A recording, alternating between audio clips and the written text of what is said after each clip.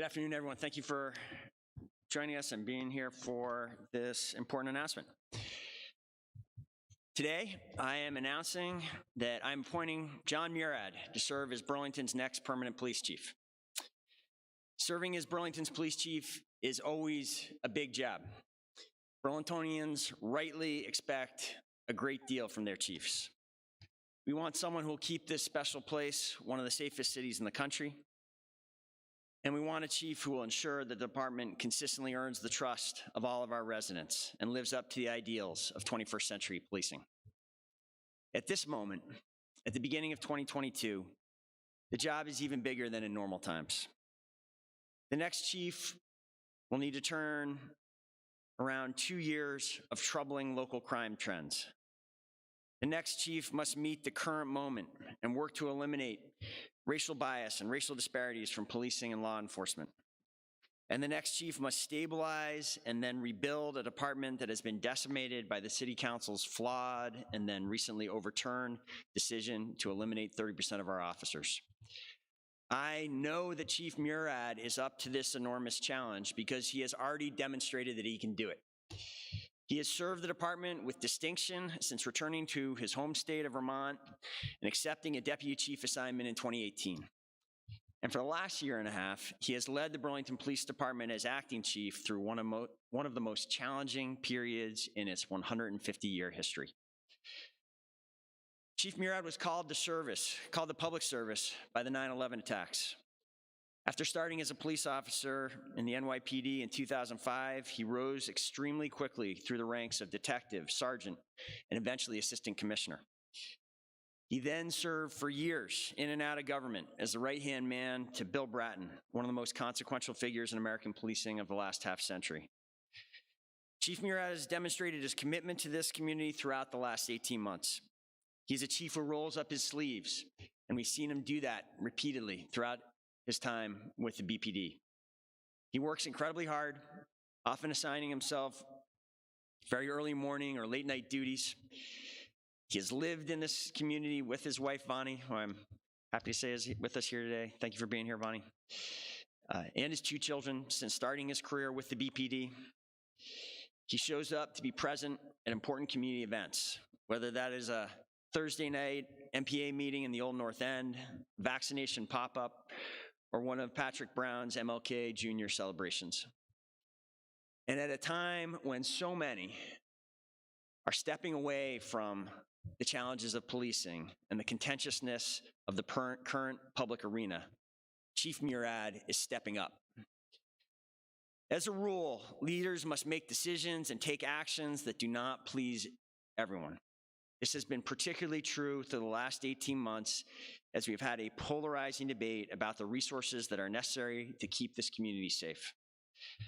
As a result of his leadership during these challenging times, I know there are some in this community who have concerns about Chief Murad becoming permanent chief.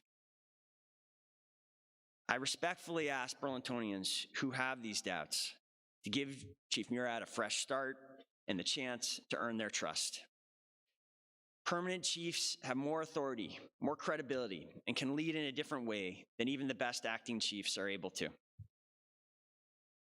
Let's give him the chance to show what he can do in this different, larger role. Finally, I want to share that I've seen Chief Murad win over doubters before, really big doubters. Some of them may be in the room here even. When I first signed off on the decision to bring in John Murad as a deputy chief, the police union was very unhappy and communicated grave concerns to me that he could ever successfully serve as chief. When I asked Chief Murad to serve briefly as acting chief at the end of 2019, the union again strongly voiced opposition. Today, 2 years later, the union is strongly supporting Chief Murad's permanent appointment, and I appreciate you all being here today. With a yes vote on Monday, Chief Murad will have the opportunity and the responsibility of serving and earning the trust of the entire community, including those who currently doubt him. Let's give him the chance to demonstrate what he can do in this critical moment with the full powers and duties of the office of Burlington's Chief of Police. Chief, thank you and good luck.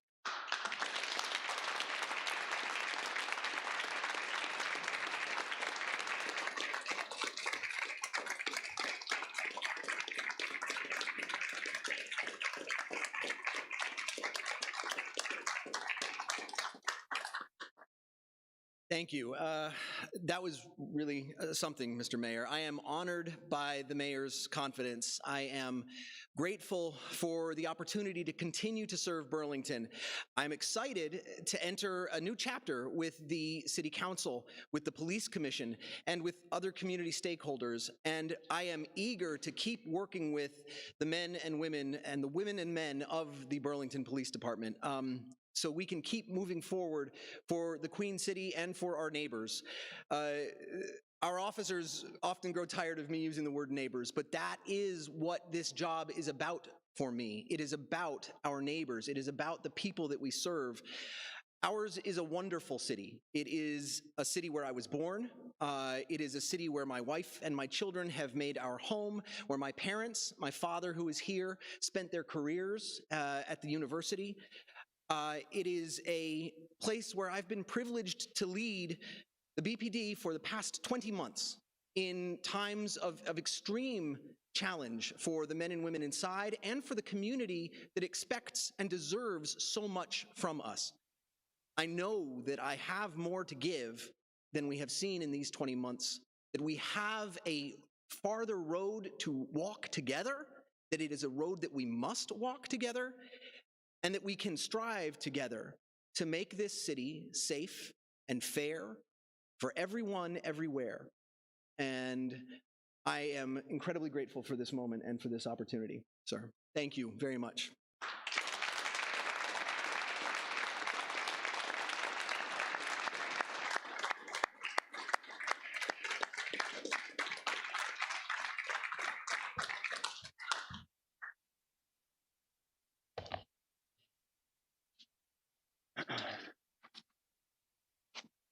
Okay, I appreciate that we have many members of the Vermont media here with us, and we'd be happy to take some questions if there are any.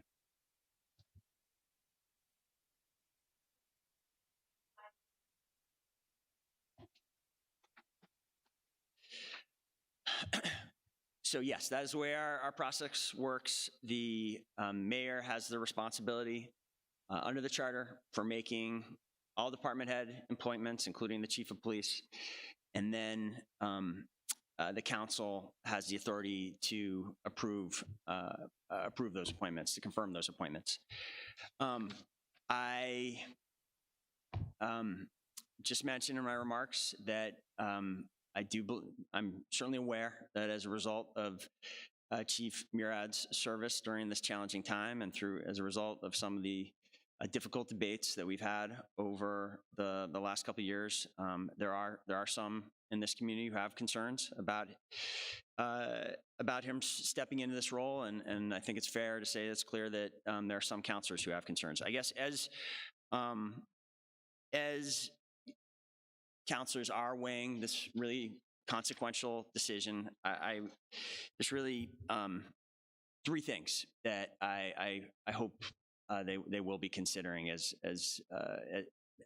they make this decision. One, under our charter, under our division of responsibilities, the mayor is responsibility for managing day-to-day operations, and as a result, the council traditionally has given the mayor a great deal of space to create the management team that the current mayor feels is necessary to lead the city on a day-to-day basis. And there really is very little precedent for, in recent times, maybe if you go all the way back to the 80s, you could find some different examples. But in recent times, I'm not aware of really any precedents for the council rejecting mayoral appointments over process concerns or a difference in policy opinion. Two, I hope councilors will reflect long and hard on the fact, I think, that it is very rare for any organization or any community really to thrive and to make progress on major challenges like we clearly have before us with interim leaders. It's just, I think, kind of a function of organizations that stable leadership is critical for making progress. And then three, I hope the council will consider that just a few months ago, we all agreed that the department was in trouble. It was losing too many officers too quickly, and that public safety depended on stabilizing the department. And together, the administration and the council acted to take some steps in that direction. We approved, I believe unanimously, a recruitment and retention plan. The council raise the officer cap back to the levels recommended in the CNA report. That work of stabilization is not done. We remain at a precarious moment, and I hope that the council understands that shared work is not done and understands that at this point, I believe the most important thing they can do to support the department and turn this situation around is to approve Chief Murad. He's the right leader for the challenges we face right now. He's the right leader to lead that stabilization effort and rebuilding effort. And we're very fortunate that he has served through this challenging period and that he still wants to serve. And I hope he will earn the council's support on Monday. Mayor, you just mentioned recruitment. Now, I'm curious, what, if anything, may have changed in recruitment for this position since you told all of us that recently and was Murad one of the two candidates that you previously told all of us had been identified for that? Yes, Mike, yeah, that's exactly right. I thought I was pretty clear about that. We had gone through this process that started last May and gotten to the point where Chief Murad, where we had two finalists when I spoke to the council in December, and I was clear that Chief Murad was one of those finalists. As we came back after the holiday break in the new year, we went through the final steps of the process, and I'm here, making good on what I said I would do back in December, which is to come forward early in the new year with a permanent appointment. What is the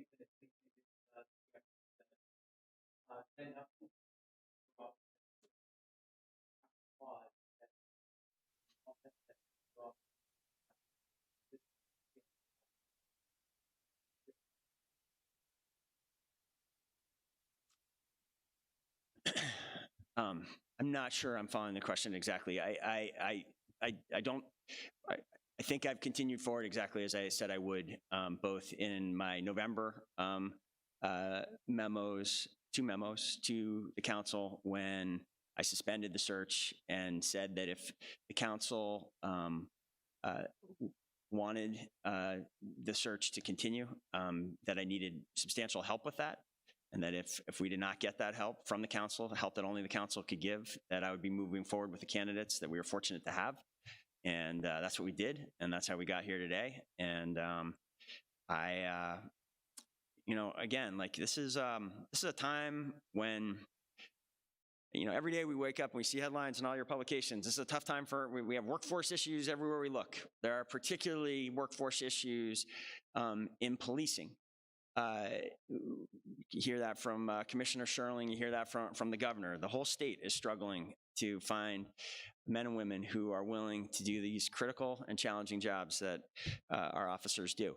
It is also a very challenging time to secure new police chiefs. In the wake of events of the last couple of years, there are many communities that are seeking chiefs who are exactly like the ideal candidate profile that I wrote and shared with the community after talking to dozens of stakeholders last spring and summer. We are fortunate to have a candidate in Chief Murad who has lived those values, who is in many ways that ideal candidate, and I'm proud to bring him forward. I'm grateful that he has been so committed to this community through this challenging time, and I wish him, and I think we all should be wishing him great success in this important role at this very critical moment. How important was it for you, or whatever, to hire within the department? I mean, with officers leaving left and right, to hire somebody that this department already took. You think that'll help keep young? Yeah, I think I understand your question, Cam. I think if you look at my record over a decade now, you will see that I worked very hard to get these appointments right. I've had more than 3 dozen successful appointments over the last decade. I certainly always listen very carefully. It's always part of my process to go and listen to the frontline workers, the people who are the members of the department, everyone in the department who wants to share their thoughts on what the department needs. I always listen to that. But I don't only listen to that. I also listen to outside stakeholders. I listen to counselors. I listen to commissioners. I try to take, and we did that in a very deliberate way this time. And so there are benefits of hiring someone from within, but sometimes those benefits are outweighed by the importance of bringing in a new perspective, bringing in fresh capacity and experience, and I was open to that this time. That's why I launched the national search process, and that's why I was very committed to that process, and we put a great deal of effort into it since last May, and I take issue with some of the suggestions that, to the contrary, that have been made. But now here we are at the end of the process, and again, we're fortunate to have a very strong candidate in Chief Murad, who is the embodiment of a lot of what I heard over the course of talking with dozens and dozens of Burlingtonians and officers, and I'm proud to be bringing forward his appointment today. I think it's an important step for the city.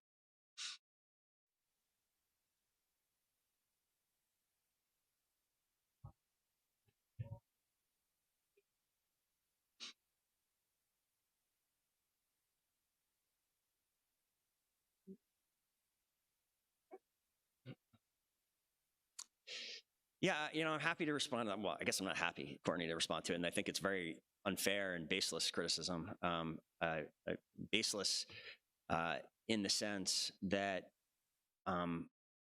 we've been very transparent about what the process was. We've shared in detail, in writing, all the communications all the steps we took, all the communications we had with members of the search committee. I know some members of the media have requested those. We'd be happy to share that packet with others.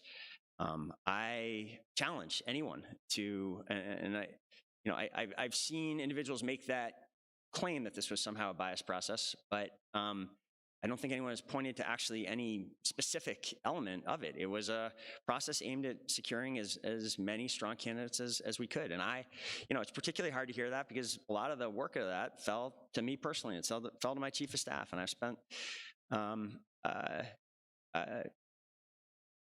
really, I don't know how many hours talking to potential police chiefs from around Vermont and from around the country, talking to candidates who had been runners-up and in other processes, reaching out to all the networks that I've developed over the last decade in law enforcement, asking people to put forward strong candidates, working with this 13-member search committee, following up on every lead the search committee brought to us, talking to 2 different professional firms that dealing with recruitment, and doing everything we can to make good on that idea. I thought last spring, the reason I announced that we would have a national search is I thought it would be good for the community, good for the department ultimately, if challenging, because there would be some months of additional uncertainty to go through that process. And I put my back into it, and the suggestion otherwise is baseless. I don't think there's any specific anyone can point to that backs that up,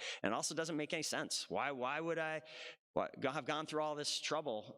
Chief Murad was here serving the community well and working hard last May. If what I wanted was just to bring forward the chief, I could have done it at that time. So I don't understand that. I don't think it's right. I know it's not right. I don't think it's fair. I think, frankly, it has been stated by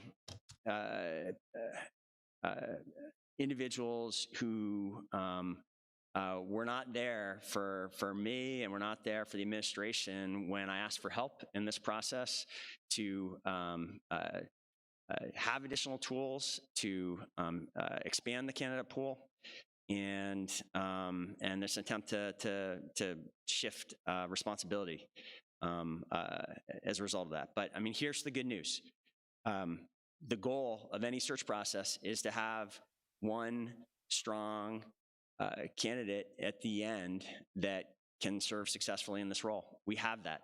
We didn't have a lot of strong candidates at the end. In fact, at the end, you know, we had very few that reached the final stage, but we. You know, that reached the final, you know, I'll just say, in the end, when coming back, I said in December we were go forward with 2 candidates, and as we moved from that in January to move towards the final process, the other candidate withdrew. So in the end, we have Chief Murad, and I'm very fortunate and grateful that we have him and that he's continued to be willing to serve in this role. Yeah, please. I want to say that at no point did I ever feel that this process was a foregone conclusion. There was no fix, as it were, that was in this process. I took this process incredibly seriously. My materials are directly addressing the things that the search committee and the process stated that it wanted.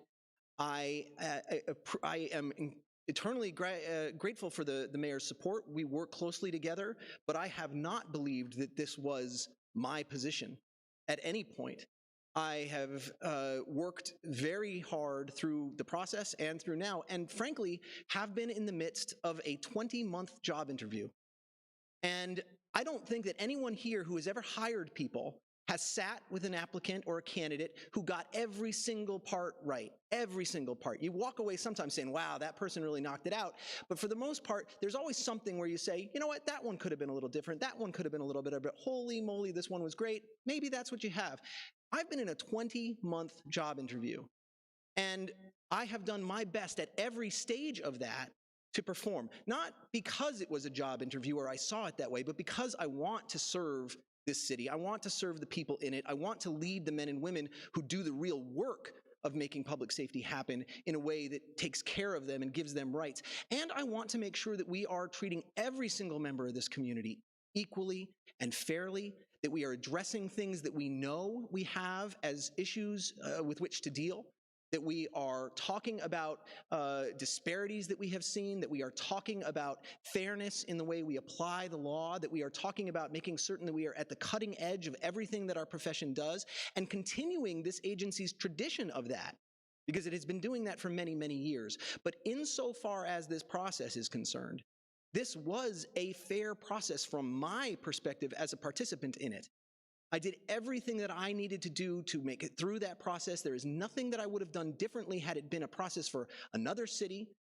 And ultimately, I feel that we have a place where I've hopefully earned the city's appreciation and the city's trust, not all of it, but I am willing to work more to earn the parts where we have not yet succeeded, and to reach out to parts of the city that maybe have concerns about that 20-month job interview and have desires for where we go together. If we can find common ground, and I know that we can, because every single person in the city wants to be safe. Every single person in the city wants it to feel like a place where we can be, where it is a welcoming community, where we have a strong economic base that is in part driven by public safety, where we are all equal before this process in the law. All of us want that. That is our common ground. And to the extent that we can work on those things together to find ways around the parts where the common ground shifts a bit, and where fairness is of concern, where disparities are of concern, I want to work in those ways with everyone. I don't consider this job interview over, to be frank. But I'm hopeful that we're at a stage now where I can change the title and begin to work in a way that a chief can work and an acting chief cannot.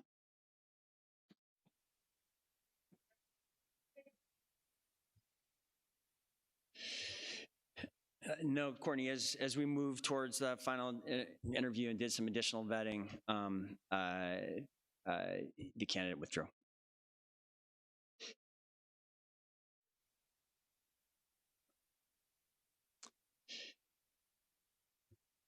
We sent them a note last night because I had told them that they would be involved in the finalist interviews. That's what I had expected in December when making that decision. I expected something like the process that we had in 2015, where we had a large number of people, the committee as well as other stakeholders participate in.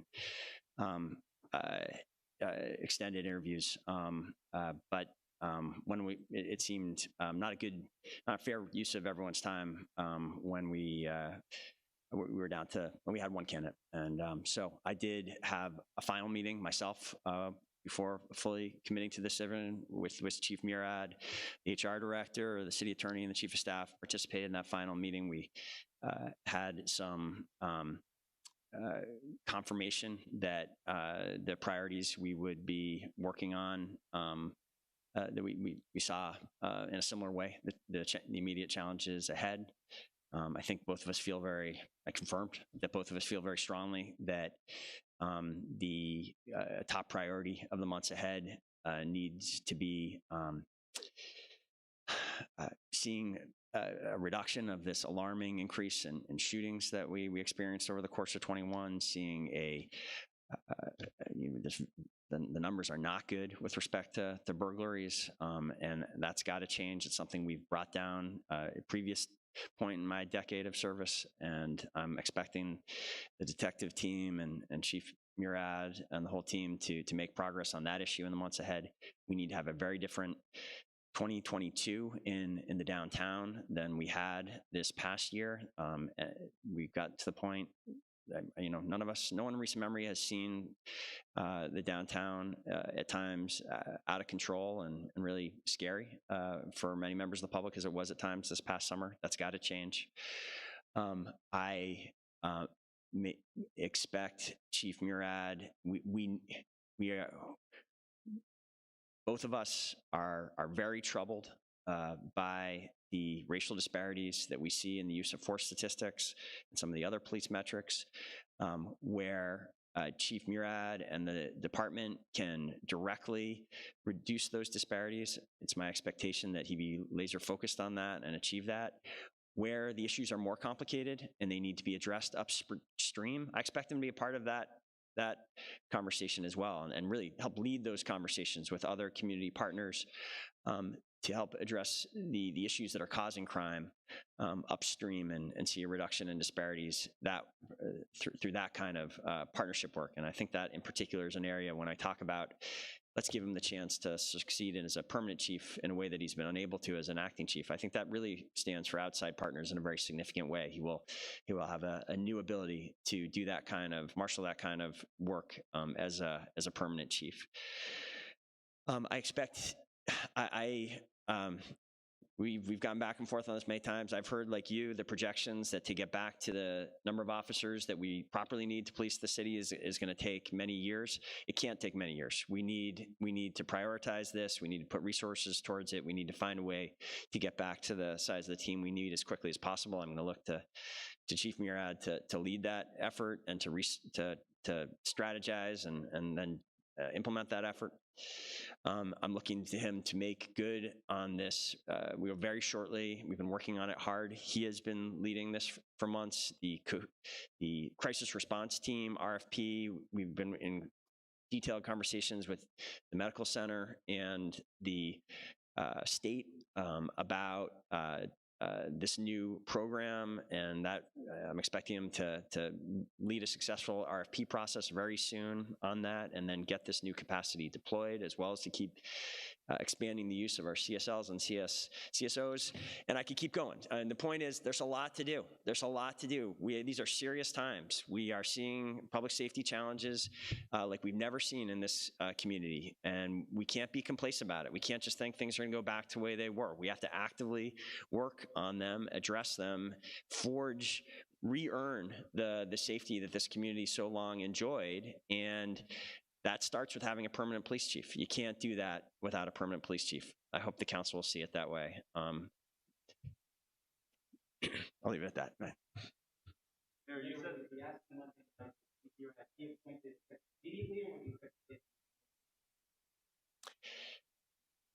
It would immediately.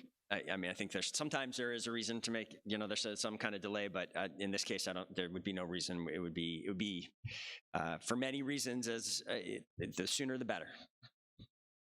Mayor, you said that the council to lower the number of officers, but why did you then not veto? All right, Jack, I appreciate the chance to address this once and for all. I think I've been really clear about it, but let me try again. So there were two critical votes. And they happened the same meeting. They actually ended up happening on different nights because it turned out to be a 2-day meeting, but they happened the same meeting. Never had a 2-day meeting like that before. The first vote was on a big package, was on a resolution, that was dealing with many, I believe, 10 different elements of racial justice and racial equity, the great majority of which I fully supported and believed in and have, since the passage, worked hard to implement, such as the creation of a task force to study the Burlington's role in racism and what northern slavery looked like prior to its abolishment. There was a commitment to expanding our EIB. There was many things in that I am a full-throated supporter of, and so that was point number one. Secondly, at the same meeting, the council was voting on the budget, and I brought forward a compromise resolution. In the budget resolution was a compromise that was explicit that notwithstanding that resolution, which had left open the time period in which the department would be shrunk by 30%, it clarified that time period and said in the year, or what ended up being a year, in the time before this operational and functional assessment was done, that the department would remain at a size of 85 to 90 officers. And that until the report was done and we had the data and we can make these important decisions. I thought it was a very reasonable compromise. 5 city councilors agreed and voted for it. Unfortunately, by the slim majority of 7 to 5, that was stripped out, and language allowing that language is entirely stripped out. That left me in a very challenging place, Jack. I did not think the community was at a moment where vetoing a racial justice and racial equity resolution that had many fine components to it was something that was responsible. I had expressed very clearly, and you can go back and look at the videotapes of it, my grave concerns about that. I had made this attempt for compromise, and I knew that this was something that would take some time to be fully implemented. I knew we could come back and discuss this again, and we did so just a few months later. It is shocking to me that when we came back, when we had dozens of former elected officials from all parties urging a compromise, that the council would not listen to that. It was shocking later when the police commission called for a change, that again the council did not make a change. There was a lot of time to fix that error, and I never imagined that on such a serious issue there would be such stubbornness and obstruction for over a year before, even after councilors admitted they had gotten it wrong. They still were unwilling to make the change as the damage piled up and piled up until the report was in. And even then, some councilors were unwilling to make the change. So that's it. I mean, I think we're transparent. I was against it at the time. I was very clear I was against it at the time. You're right. I could have vetoed it. Had I vetoed it, I'm not sure we would have made it through the summer of 2020 as one of the cities that came through that period without violent demonstrations, without clashes between the police and protesters. I'm proud that we came through that period better than a lot of communities, making progress on racial justice issues in many substantive ways. That's why I made the decisions I did. All right. Thank you. I appreciate how many have come out to be part of this. And again, congratulations, Chief. Thank you for your service. I look forward to our continued work together, and I look forward to talking about your appointment on Monday with the City Council.